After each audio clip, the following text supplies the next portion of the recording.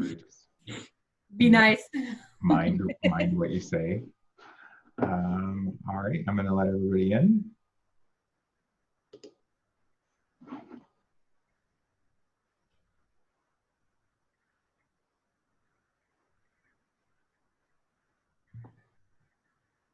All right, happy Thursday, everybody. Thank you for joining us. We're going to give it just a couple quick minutes, not even a quick minute, just to let everybody get on here.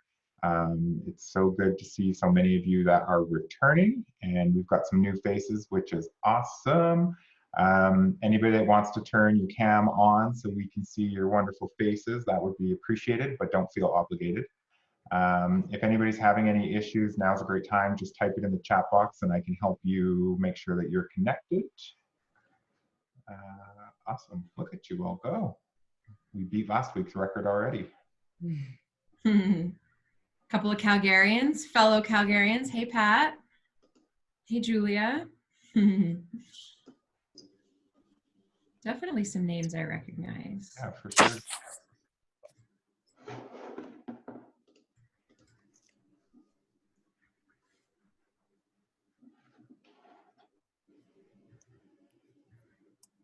Awesome. Well, let's kick this off. I'm sure we'll get a few more people joining as we go, but let's try and keep it on time today. Here we go. All right. So the voice you were just hearing is Dustin Westling, CSEP, one of our ILEA International Board of Governors. My name is Lisa Marks. I'm coming to you today from Calgary, Alberta, Canada. I'm also one of your ILEA International Board of Governors. We are joined today by nearly 90 of our community members and friends and colleagues, which is awesome. And I see a couple of our ILEA International Board of Governors as well. Hi, Morgan. Hi, Karine. Thank you so much for being here with us. We are back with you all today for Clear Head, Strong Mind session number 2. So as you know, this is a weekly series typically taking place on Fridays, but of course, because tomorrow is a holiday, we're taking place on a Thursday, but we're coming at you with an opportunity to get together as friends and colleagues and community members to talk about ourselves and to focus an hour a week, at least, if not more, on how you're doing and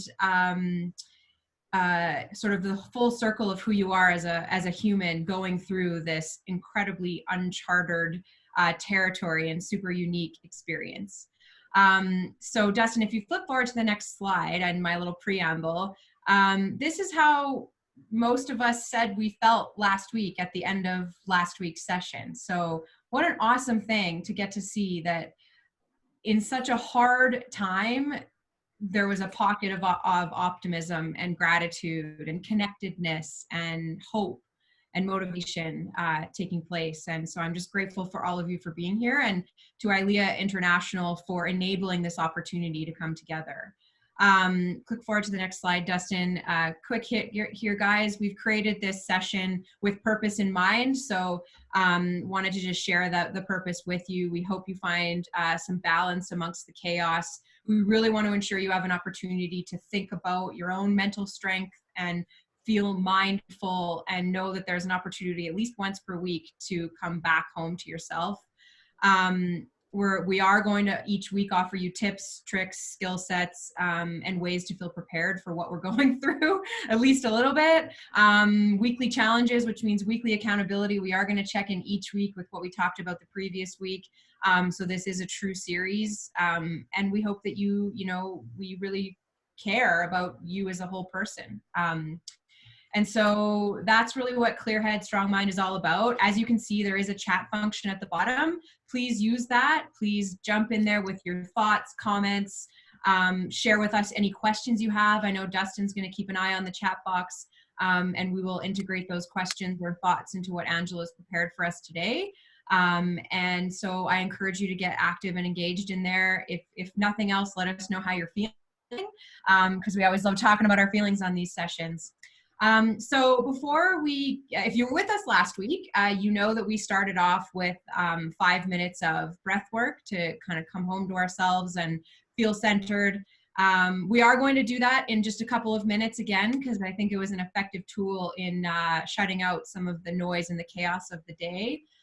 But first and foremost, why don't we talk about what we did last week? So if you weren't with us, that's okay. We're going to get you caught up with some highlights. And also, if you were with us, we are going to maybe ask you to report back a little bit on what went on this week. So as you probably have read, this series will be facilitated by Angela Braun, PMP.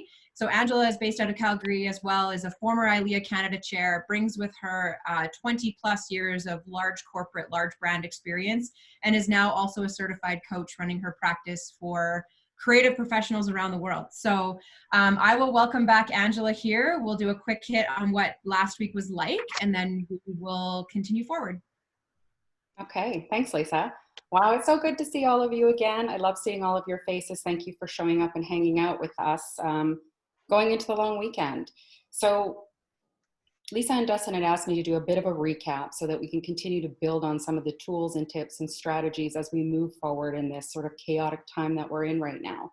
And what we spent some time on chatting about last week was around, the feelings of uncertainty and chaos and fear and overwhelm, mindset shift that we could make as we move forward to planting a seed of maybe looking at possibility and opportunity. One of the things that I had asked all of you to do with your notebook, and I hope that you have them ready, we're going to ask you to pull them out again this week, is around implementing and incorporating a gratitude practice. And so straight up, my first question for you guys are, and I'd love to see you put some things into the chat box, is was there something, in the last couple of days, etc., that you did feel gratitude for? And it can be anything, you guys, like straight up, it can be anything. It can be, I got to hang out in my robe all day. I love wine. I got to go for a walk. I liked the sunshine. I got to snuggle with my pet, my family, whatever. So it can be anything that you want it to be. But I think sometimes when we share gratitude, like what we feel, and we get to share it with others, it can spark something in us that we're like, oh, I never thought about that. I could feel grateful for that too. So if we can just take a few minutes and just throw some of those comments into the chat box, that would be really great. Online shopping. Love it. It's true though, right? Like imagine if this had happened 15 years ago and we didn't have connectivity. I mean, that in and of itself is a miracle. Not just for online shopping, for things like this too. Seems like a lot of people are grateful for the sunshine. Yeah. Spring is here. Grocery stores full of food and supplies, right? The people who are going into these stores to work for us so that we can have the things that we want. Great weather, care packages, seeds, gardens, coffee, high-speed internet. Derek Eaton says they've received assistance to bring all of their employees back to work. I mean, you guys, that just gave me chills. I can't imagine what that feels like. I know it's a long road ahead of us, but to be able to say that already, like that is an incredible thing. So I'm glad for you. Oh, wow. Time to enjoy a beautiful spring, bike riding, flower. Willow Park Wines, home delivery. Grateful for my health. That's a good one. Meditation. Great. Oh. Awesome. Thank you guys. That was awesome.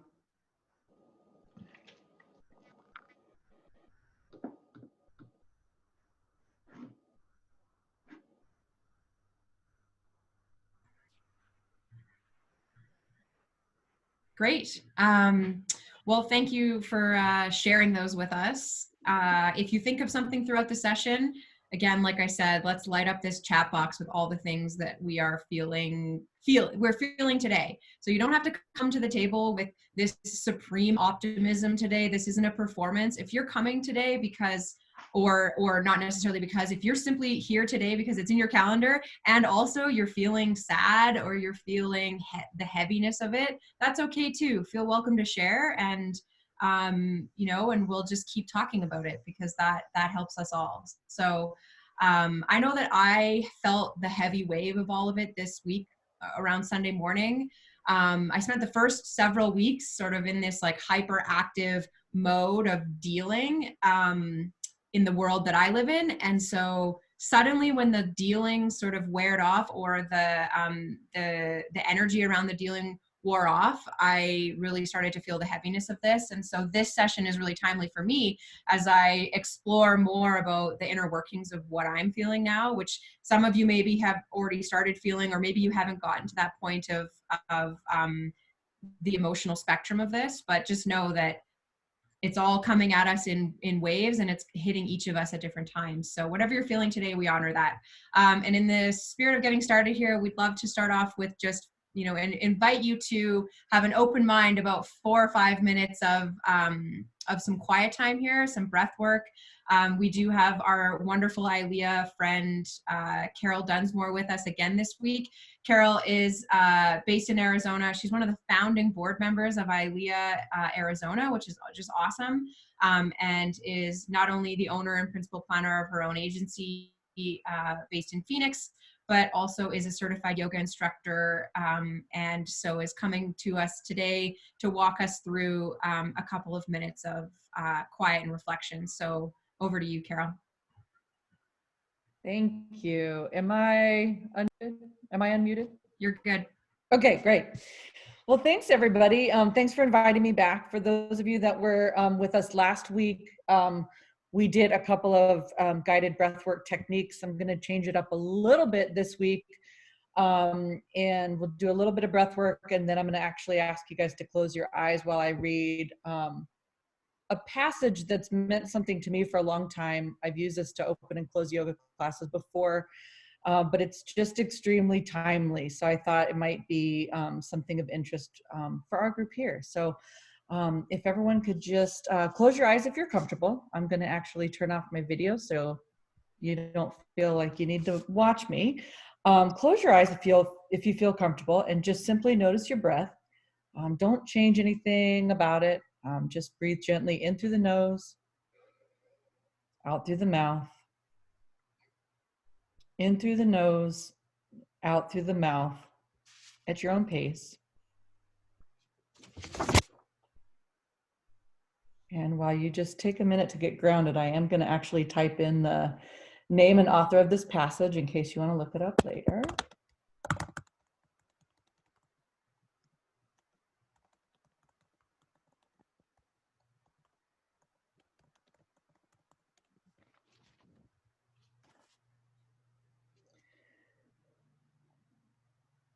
This passage is entitled "You Were Made for This," and the author is Clarissa Pinkola Estes.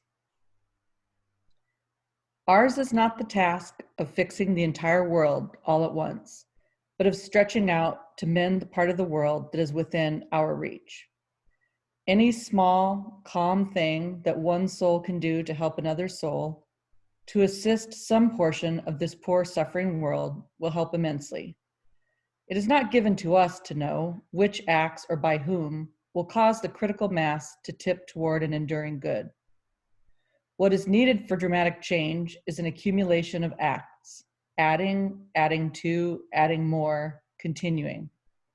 We know that it does not take everyone on earth to bring justice and peace, but only a small, determined group who will not give up during the first, second, or 100th gale. One of the most calming and powerful actions you can do to intervene in a stormy world is to stand up and show your soul. Soul on deck shines like gold in dark times. The light of the soul throws sparks, can send up flares, build signal fires, causes proper matters to catch fire.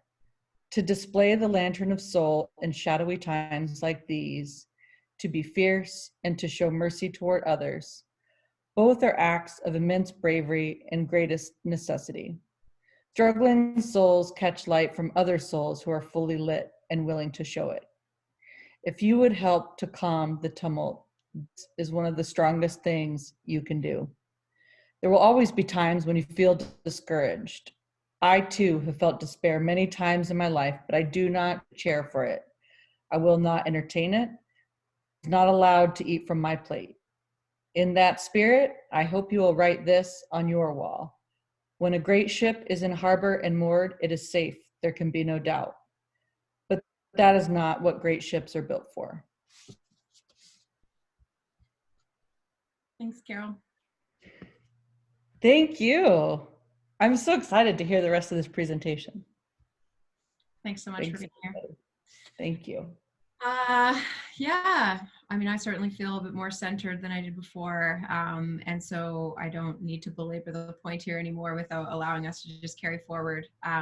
So Angela, why don't you take us through today's conversation? I certainly encourage everyone to lean in and either listen and take things away for yourself, or engage in the chat box and let us know what you're thinking or feeling, or if you have any questions around anything.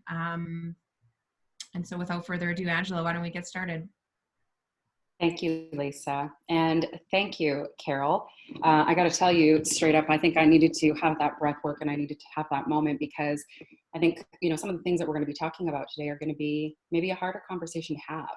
And so, we've talked a lot about, or sort of the premise of this entire series is, I'm just going to move to gallery view. Sorry, guys. I just want to see all of your faces.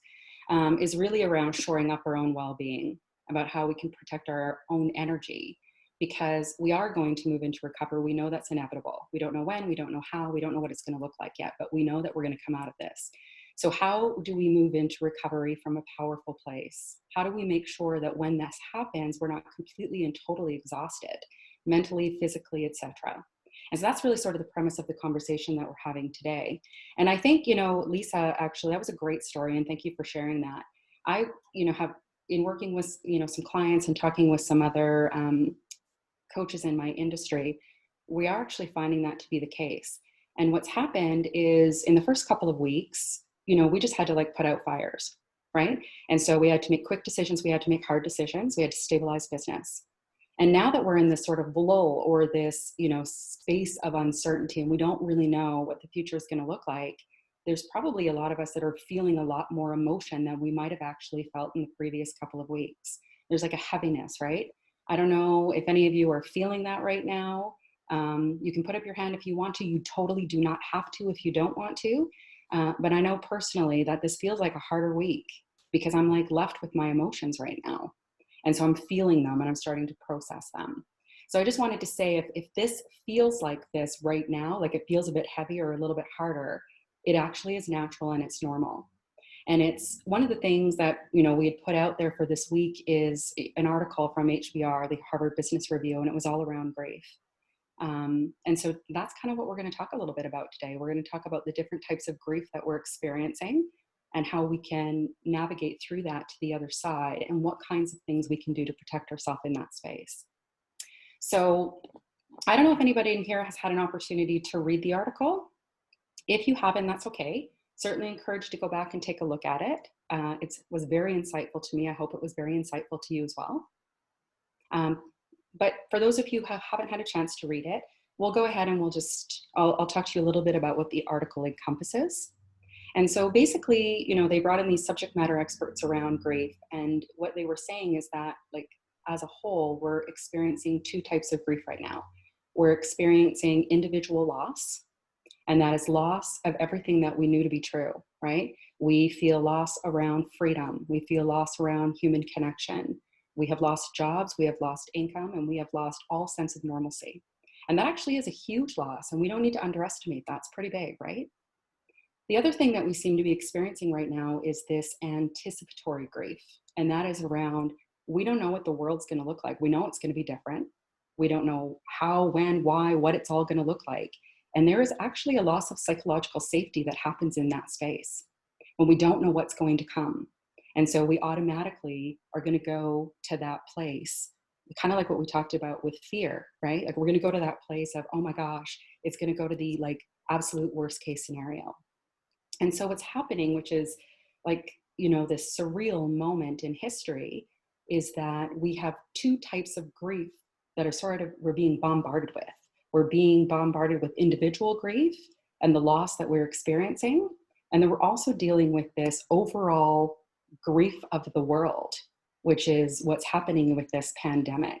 And so we're dealing with micro and macro grief, and that's a lot to take in.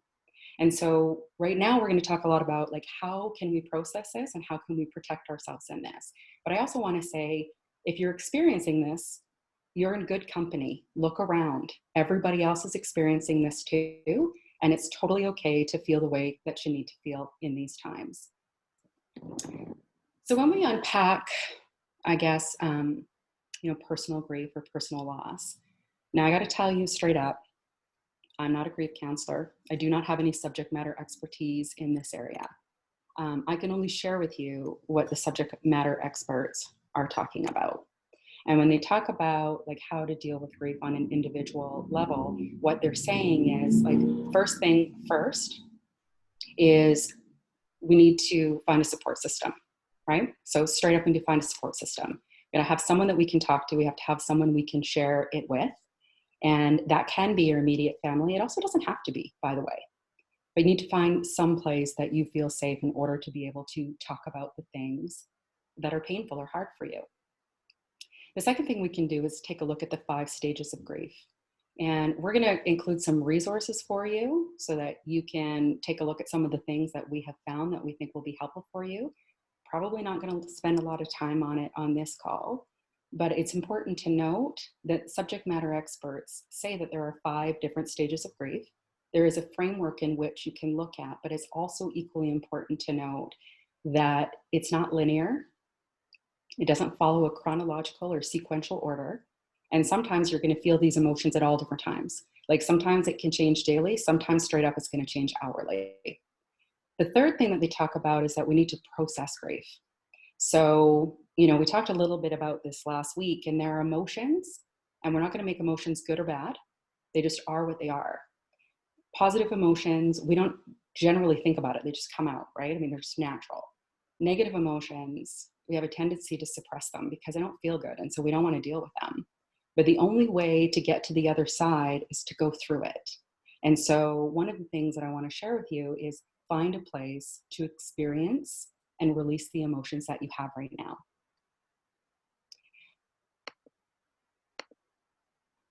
So why don't we take a look at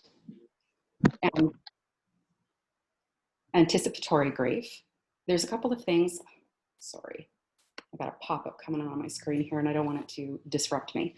So when we take a look at anticipatory grief, there are a couple of things that we can do with that too. And so the 2 things that come to mind that I wanted to share with you when we sort of take a look at this fear of the unknown, this grief that we have around the world as we know it, how it's going to change, etc., is the circle of influence. I'm going to spend a little time talking to you about that, and then also radical self-care. So when we talk about the circle of influence, this actually comes from Stephen Covey, and he wrote the book, The 7 Habits of Highly Effective People. And he talks about 3 different circles that we have. And the first one is, and we'll include this as well. There's some links to this so you guys can go back and take a look. But the first one is like the circle of concern. And so the circle of concern is like everything that we are worried about, like everything. So it's going to be our health, our family, our friends, our jobs, our houses, the COVID crisis, pandemic, the global economy, like everything. Like it's going to be literally everything that's going through our brain. Now, the challenge with the circle of concern is that very little of that can we actually control. Really, right? Like we can't control the global economy. We can't control COVID. Like we aren't the only person who can control what's happening within that. And so we have to be really careful not to spend a lot of time there because straight up, it's just not good for us. It just isn't. And I don't know about you guys, and I ask this because, I think this is like sort of a really lovely, beautiful community that we have here. But I know that my mental capacity is just not what it used to be. Like I can't function after around 4 or 5 o'clock. Like my brain is just done. And I'm just exhausted. My brain is going in a million different directions all the time. And once it hits a certain time, I just don't have anything left. And so if I have a few hours within the day, where can I be focusing my energy? And I don't know if it makes sense to be focusing our energy worrying about the things that we simply cannot control. The second circle that we can look at is the circle of influence. And that is everything that's sort of within our peripheral, right? So that's going to be our friends, that's going to be our family, that's going to be our companies, our team, that might be the local community, neighbors, etc. So that's something that we can spend a little bit of time on for sure, and we probably are, right? I mean, we're taking care of our family, we're looking after our friends, We are staying in communication with our teams. We're looking at recovery measures for our business. We're probably looking to support local business right now. So these are some of the things that we can do. But we also have to remember we can't actually completely control that either, because we can't control someone else's emotions and feelings. We can be there for them, but we can't control that. We can't control what's going to happen with local business. We can contribute, we can try and support that, but we can't actually control it. And the last circle that we can look at is the circle of control. And what that is it's saying that the only thing that you can really control is you. That's it. You can control your thoughts, your actions, your beliefs, your energy, and your well-being. And that, in the face of crisis, is actually what we need to focus on the most. And that's a really hard thing to do, because I think, as human beings, we're naturally hardwired, right? Like, we want to look after other people. Like, we're good, kind human beings, right? But the thing is that we have to look after ourselves first. We have to, because if we don't, we have nothing left to give to anyone else. And so that's really where radical self-care comes in. And we'll spend a little bit of time talking about that. But I want to sort of give you a narrative, around the circles. Sometimes I think like a story or, a personal sort of narrative around that can really help us ground into it. Now, I got to apologize to you guys. I'm from Canada, so this is going to be a Canadian-centric story. But this week, feels like it was about 10 years ago. But this week, I live in Alberta, Canada, and our premier came on and did an address. And so he was talking about sort of the lay of the land, and he was talking about the oil and gas industry, and which is, something that's pretty centric to Canada and definitely to Alberta. And it's an economic driver, to the GDP. And basically he had said, there's a possibility that the oil and gas price is going to drop below zero. We're not even going to be able to give this away for free. And there is a huge economic impact to that. And so I'm listening to this and I'm freaking out, and I'm like, oh my gosh, what does this mean? How is this going to impact? But the truth is, like, I haven't been invited to sit at the table with OPEC. I'm not a world leader. I can't control the banks or the financial situation. And so how much time can I spend in there? I want my brain to live in that space, but it's not helping me. And the reality is it's not helping anyone else either. What can I do? I can take care of myself. I can look at what I can do within my own livelihood. I can take care of my friends. I can check in with my family. I can support local business. I can support other industries and give up my time. There's certain things I can do, but it's really about how we shift that and where we can put our mental energy and our space, because we want to be able to save the world, right? Like, don't we? We're all good human beings, but what can we do to shore up our health and our energy now? And that means it's not actually selfish to look at your circle of control and look at what you can do to protect yourself right now. It actually isn't selfish. It doesn't make you a bad human being at all. And that's really where we talk about radical self-care. It's kind of funny, when we use the word radical self-care, remember Lisa's like, oh, I love that word, radical self-care. But here's what's so funny about it.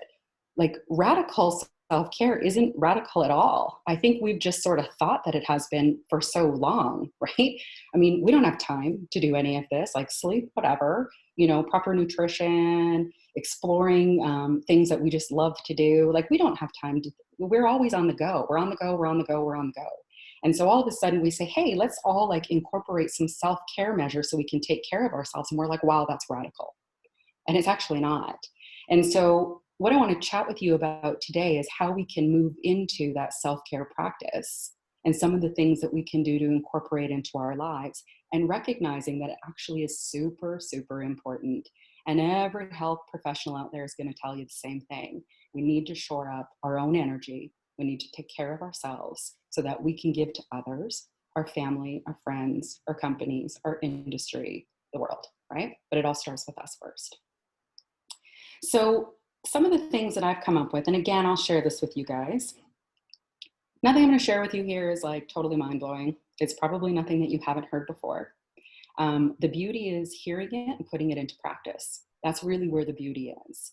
And so some of the exercises we're going to be doing, I'm going to be asking you actually to take a look at how you can put this into practice as we move forward. So the first thing is gratitude. Now, we've talked about gratitude. It really actually is important. Apparently science says it is too, but it actually can change the way that we feel. And so starting out with gratitude first thing in the morning, if that feels good for you, can be game changer for you. It's simple, it's easy, it's free, and it's an immediate feel good boost.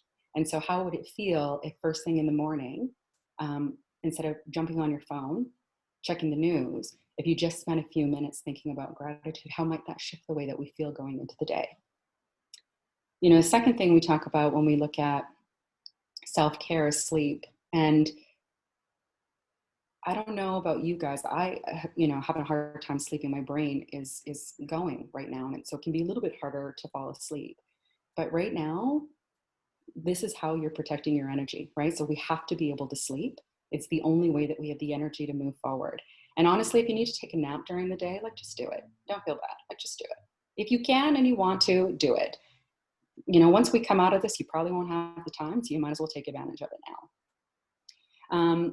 Physical health. And so when we take a look at physical health, I know Lisa and Dustin have some really great speakers lined up for you guys, we're going to dive into this a little bit more, but definitely talking about, you know, how we can treat our bodies, I believe in the form of nutrition. Is that correct, Lisa and Dustin? Yeah, so we'll touch on so next week is we'll be focused on sort of our relationship with food and nourishment as we are in this sort of like new space of living at home, and all of our guardrails and daily processes around food and nourishment are gone. And then in a couple of weeks, we'll get into more mindset around fitness and movement and how it relates to our own psychology. So a couple of topics coming up really quickly. And Camille, yes, ice cream counts. Yes, it does. Ice cream is a good thing. If it feels good and you need to have some ice cream, go for it. Monday night, my dinner was Nutella with a spoon. So you got to do what you got to do to just like take care of yourself right now. So yes, so we'll be talking a little bit about nutrition and how we can incorporate that in. We're going to be talking a little bit about physical movement and why it's important to actually physically move, even more so right now, outside of like the hyper awareness to health. There's a way in which we process feelings when we actually move the body, how it actually goes through the body so we can release it. So it's actually even more so important right now. Doesn't mean you need to train for a triathlon, but we definitely want to be able to move our body. And there's also ways that we can create moments that feel special in spite of the fact that we're isolated. You know, I know I've got a couple of friends, because you guys know that on Zoom, you can change the background, right? So if you wanted to be in San Francisco, yes, I know you know this, Julia, because I think you got stuck in San Francisco at one point. But yes, you can put like a background of like, say, Paris on the Eiffel Tower. And so, you know, if you're going to have dinner with friends over Zoom, which is what I'm doing this weekend with my friends, we're doing Easter dinner, you know, obviously not in person, but we're going to eat together over Zoom. But there are ways in which you can create, you know, some really amazing moments. We have a friend out there, you know, that I know that is taking an opportunity to cook some really special meals. She straight up hasn't had the time before. So now she's exploring that. I have another friend who, you know, did a French themed night and stuck the Eiffel Tower in the background, ordered in some French food and grabbed a great bottle of Bordeaux and made an experience. So we can take some of these moments that feel really mundane and turn them into something that feels really special. I mean, obviously we want to get outside. I can see some of your backgrounds. Derek, I'm so jealous. I don't know where you are, but that blue sky looks amazing. It's nice here today. It was snowing yesterday.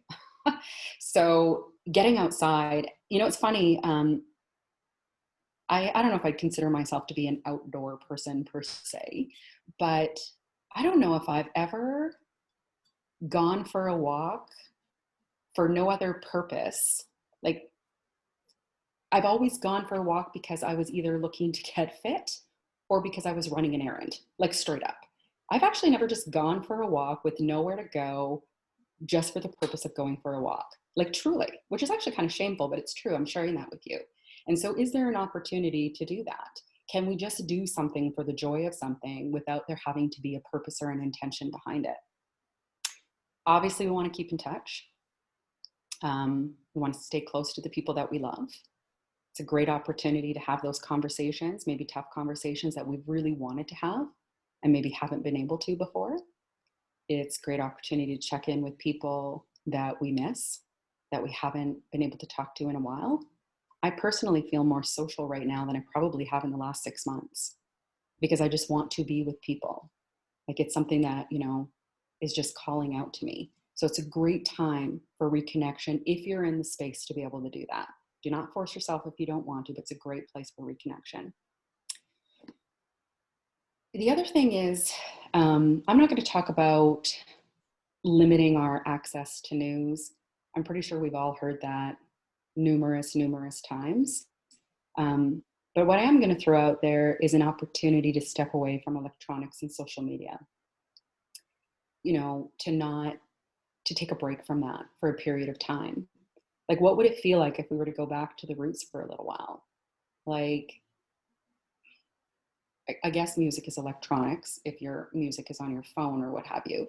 But what would it feel like just to listen to music or read an old-fashioned book? Or if you are artistic, can you paint or draw? Or if you're a musician, can you play music? I mean, what kinds of things before all the electronics ever happened to this world can you do right now that just feels good because it just feels good? You know, and what I'll share with you guys too, which is really interesting, is when you take a look, a lot of these powerful CEOs out there, like Bill Gates or Warren Buffett, etc., they actually all have hobbies, like really interesting hobbies, like, you know, bridge or whatever the case is. And I remember doing a blog post around this actually, because I found it so fascinating. And basically what they were saying is that, you know, we have hobbies because we need our brains to relax, because our brains are going so much all the time that we actually just need to have an outlet that is full blown creative, that doesn't have any intention around it at all. And when our brains are able to relax, that's when we're able to like come up with some really cool, creative and innovative things. So if you don't have a hobby and you'd like to have one, I'm not saying rush out to do it. I'm not saying, you know, overschedule yourself. What I'm saying is there an opportunity to go back to roots a little bit and explore something that maybe you wanted to, and maybe how that actually might professionally help you in the future too, right? And then the last thing I wanted to share with you is looking towards the future.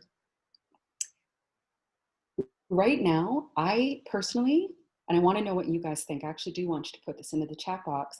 I need to look at something in the future. Like, I need to know that. I need to know that in 3 months or 2 months or whatever, that I get to go sit on a patio with friends and have a really fancy cocktail. Like, I got to hang on to that. I don't know if Stampede is going to happen this year in Calgary, but I know that I want to put on a cowboy hat and a pair of cowboy boots and listen to some country music. I know that. I know that I want to, you know, have beef on a bun and a bunch of beers. I'm just going to say that. I know it's recorded. I know that I want that. And I have to do whatever it takes to hang on to that right now, because right now it feels really lonely. And so when you think about coming out of recovery or coming out of this and moving into recovery, what do you really want to do? What brings you happiness? What brings you joy? What can you hang on to right now? Because there is something about that hope that can really get us through these painful times. And so I would love to see it. Like, what do you really want? When you come out of isolation, what are you looking forward to?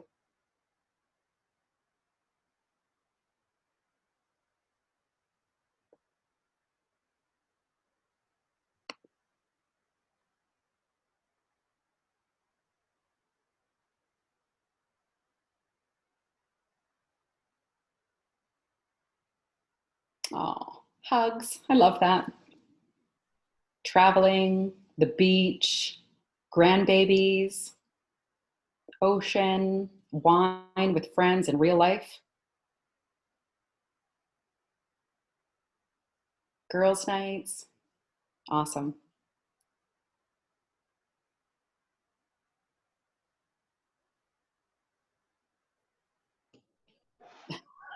Don't stop believing. Can you invite me, Pat? Oh my gosh, fitness classes, right? I don't think I've ever loved the gym more than I do right now. Like, oh my gosh, I will never take the gym for granted again, let me tell you. Housewarming parties, massages, right? Awesome.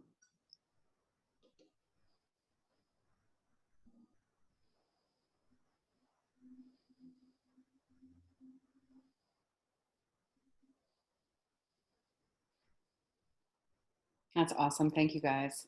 So many good ideas there too.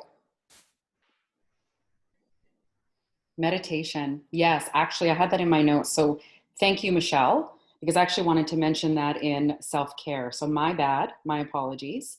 Also taking the time for self-reflection and meditation, right? Quiet time.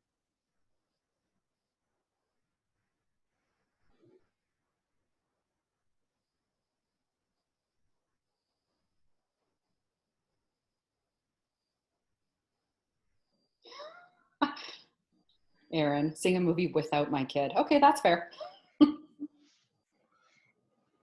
Angela, can I ask you a question while we're seeing some of the stuff come up? I'm just curious to know, so many of us on this call and in our industry, we're in the role of planning things to a finish line. We're in the role of checking boxes and making sure that everything is in its place at the right time. And I'm wondering if there is this harder for people that are in our industry to dial down, to have uncertainty, to be a little bit more out of control than we would like to, because we really are in the space of being in control, and the ones that you can trust to always have that control under our guard. Do you think that we're going to see a bit more of a struggle than other industries? Well, I think two things come up for me when I look at the event industry. And the first one is that there was no time to process for any of you. Like there was not. Like the industry for you guys just literally shifted overnight. There was no sort of time to get in front of it like we saw in other industries. And so you went from, you know, high powered, busy, moving, prepping for the summer to, you know, almost complete devastation, right? And so there is, you know, time to, like, you were straight up, you need to be able to process that right now, because I don't think you guys actually had the ability to do that. I think you needed to go right into the fire situation. In terms of, you know, will this impact you guys more? I think, to be honest, I think the world in general has been in a space of, you know, busyness and overwork. I mean, we know that adrenal fatigue, you know, has been something that's been going on for years, actually. Who even knew that that was a thing, that people were blowing adrenal glands? But the truth is it's been going on. It's almost been like this silent pandemic that's been happening for a long time. And so what we're seeing right now is people who are high performers and busy and go, go, go are actually struggling a lot more with this right now, because they're not used to the downtime at all. And so this is a really great time. I don't want to say it's a gift. I'm not going to say that. I don't know if it's going to go over well here, and I'm not going to downplay anything that anyone is feeling in any way, shape, or form. But this is a good opportunity to find balance, to really take a look at our own well-being and think about how we can incorporate that a little bit into the future. And for you guys, I mean, you're such a lovely and amazing industry, but you know, you're not necessarily always 9 to 5 people, right? It just doesn't work like that in your world. And so you can go, go, go, and then go, go, go some more. Like you don't get to just have necessarily the 9 to 5 and now it's 4:30, 5 o'clock and I get to go home. So I don't know if I would say I think it's, you know, more challenging for certain industries. I think it's more challenging potentially for really high performers and people who are really active and really busy and constantly moving at a fast pace to now adjust to this slow pace or to this reset. So we can forgive ourselves a little bit. You can forgive yourself. Actually, and it's a good point. Is anybody here, just out of curiosity on the call, like, do you feel guilty about kind of being, I guess, less productive right now? I know I do. I do. I do. Like I should be doing more, right? Lots of yeses in the chat box. Yeah. Oh boy. Right? Yeah. And so it's like, how am I should be taking advantage of this time. I should go out and get myself like an MBA, or I should, you know, I'm going to lose 20 pounds or whatever. Like, so we're so used to like go, go, go all the time that we're actually now dealing with this. I'm not in a go, go, go. And now I feel guilty because I'm not. So Ange, on that, you know, my life coach personally and through your coaching network. And so one of the things she said to me was, as I was working through what I was feeling on Sunday and kind of the beginning of the week, she said, what if radical self-care, so turning to yourself and saying, I'm going to shut some of the to-do list and the things I I feel I need to do out for a couple of days. What if the action of allowing yourself to be still with whatever emotions you're experiencing and feeling the weight of this and taking care of oneself, what if that action was in fact leadership? And what if that was actually the doing that is necessary right now? And what a notion to sort of shift the framework around. So we're so used to always being in motion and doing and outputs and being able to measure it and look at it and say, I did that and I did that today and I did that yesterday and I'm going to go do that next week. What if right now the only thing that's required of us, you know, metaphorically speaking, of course we all have, you know, family duties and things like that, but what if allowing ourselves to take that time was actually leadership and was in fact bold action? Well, and it is. And so when we take a look at leadership as a whole, there is the concept of leadership of self and leadership of team. Leadership of self always comes first, always. And so if we haven't had the time to be able to do that, this could potentially be a really great time to do that, right? Because in order to give to anybody, and we've talked about leadership as a whole, like leadership is not defined necessarily by the team we have, it's defined by the influence that we have. So therefore, every single person on this call is considered a leader. And so how do we protect ourselves? How do we shore up our energy? How do we show up as our best self? Means that radical self-care, which actually isn't radical at all, is part of the process. And when you look at like high performance coaches, people who are known within that space, energy is the first thing they talk about, straight up. You must take care of your energy. Time is fixed, energy is variable. So there is a great opportunity right now to really like hone in on that and protect that and build some beautiful practice around that that can actually create some beauty later on, for sure.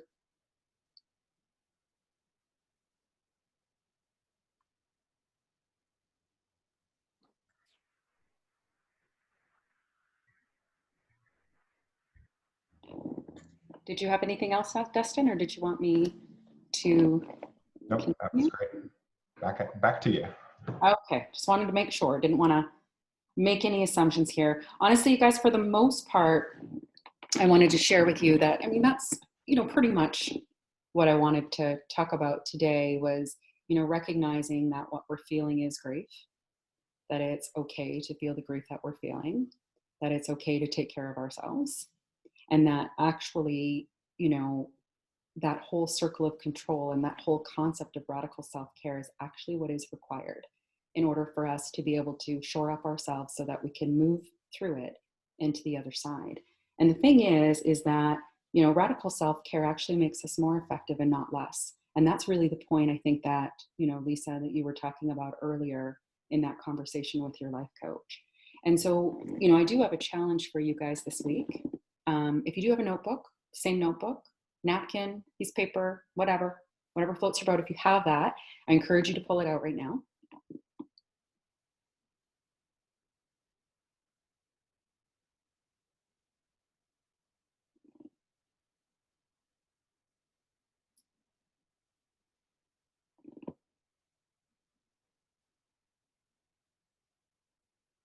Okay, so it looks like most of you have that. So this week's challenge is all about radical self-care. So what one thing are you going to give yourself permission to do? And so Dustin, you can go ahead and throw up that slide if you'd like.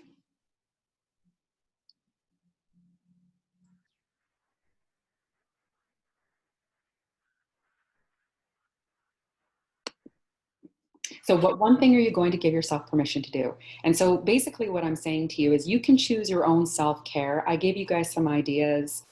There's a million of them out there. What one or two or three, it can just be one, it can be two or three, it's totally up to you. Are you giving yourself permission to do? And what commitment are you making to yourself within that?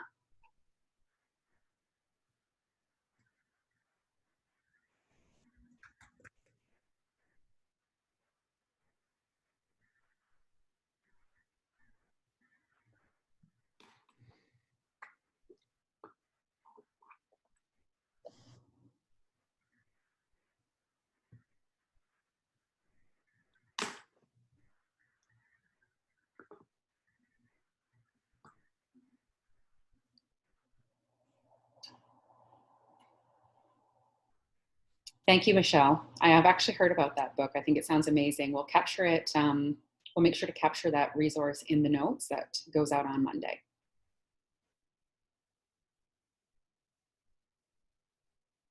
All right. And so the last thing I just wanted to mention, I keep saying the last thing, I promise it's coming to an end, is that we talk about 5 stages of grief, right? There actually is a sixth stage of grief. And it's called finding meaning. And, there's a wonderful, grief expert who has a great book. We're going to share it with you. We're going to share with you a podcast, an interview he did with Brene Brown as well, so that you have some access to that. And what he talks about is finding meaning in all of the grief. And we don't have to find meaning in COVID-19. Like, we don't have to find meaning in a pandemic if that's not where we are. And you might one day, but you might not right now, and that's actually okay. But we can find meaning in what feels empowering to us right now. And so my question to you is, as you take a look at some of the exercises that we're doing, like gratitude, like practicing self-care, what meaningful thing out of some of those might come out of this time for you? And you don't have to land on it right now. I just want to plant a seed. And so I ask you to write that down in your notebook as well. And we're going to come back to that through the course of these weekly chats that we get to hang out with each other on.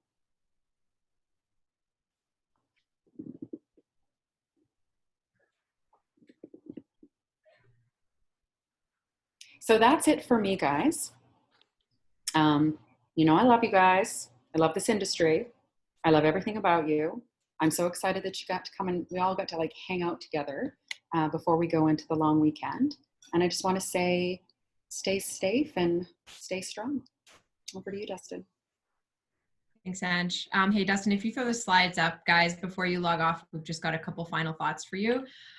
First of all, Angela, thank you. It was really fun to see week 1 and week 2 kind of come together. And I know we're all really excited about what is to come in the future. Please know that there are resources for you guys out there in the world. If there's anything that you need that, isn't happening in these kinds of conversations. Certainly if you're feeling a certain way, here's a list of resources in whatever region you may live in that are able, willing, and ready to give you what you need in this time.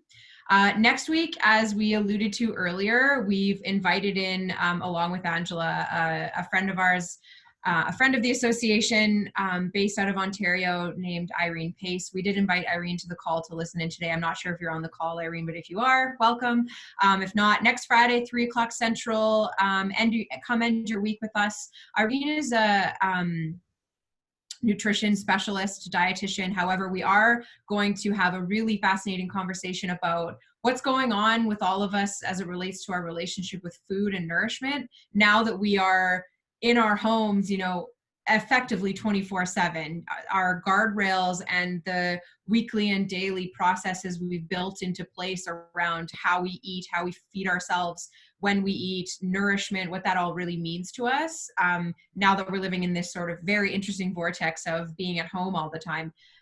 So we're really looking forward to the conversation with Irene. And I know she's coming prepared with some tips and thoughts around how to rebuild some of that stuff for yourself. So if you're quietly having a bit of a unique or challenging time around that, we invite you to come join us. And please remember to pre-register for everyone's digital safety. We are asking everyone to pre-register, so it takes less than 30 seconds to do that. So we're looking forward to that. And then in the following weeks, we've got a subject matter expert who has built a sort of a huge fitness brand coming in and talking to us about the psychology of movement and how important it is right now.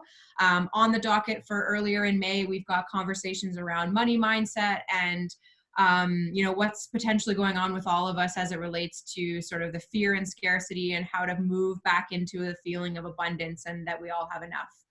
So more to come, stay tuned. As you know, on ileahub.com, there's a bunch of continuously updated resources as well as recorded webinars. So this conversation will be recorded and posted as they always are. And of course, we will also put the blog out as sort of a highlight summary on Monday as well. So stay tuned for that and check out any other resources you might need throughout. If you can hit up in the chat box where you're from before you take off, we'd love to see the mix of who's in the virtual room. And, you know, I'll leave you with one final thought before I leave you with a call to action. And that is that as I was sitting here and listening, I was sort of decided for myself that my version of radical self-care this week, which I will adopt as being normal self-care, is to really, truly trust myself. We live in a world that is completely uncertain right now. In the pandemic and the economic downturn, we're faced with that even more so than ever before. And so if you can wake up every day and just remember that you have the inherent skill sets that you need in order to move forward each day and overcome, that's just a really great place to start. And so I've decided in this conversation, inspired by Angela, that I would start there. So final piece before you take off, guys. Dustin, next slide is just, if you are an ILEA member, we'd love to know how to find you. There's been so much change in the world. We know that people may have moved jobs, or perhaps your business email is no longer active, or you're using a personal email now. So if you wouldn't mind just logging on, update your information so we know how to find you and you can find us, that would be awesome. And if you are willing and interested and able, before you hop off, let us know how you're feeling right now, guys. I'm feeling a bit more confident in my extreme emotions. So I'm going to type that in there. But before you log off, let us know how you're feeling. I hope you all have a wonderful day and a great long weekend wherever you are. Stay safe at home, and we will see you on the next one. To Angela and Carol, thank you so much for being here again, for all the heart and energy. ILEA International is really proud to be partnering with you. So thank you so much.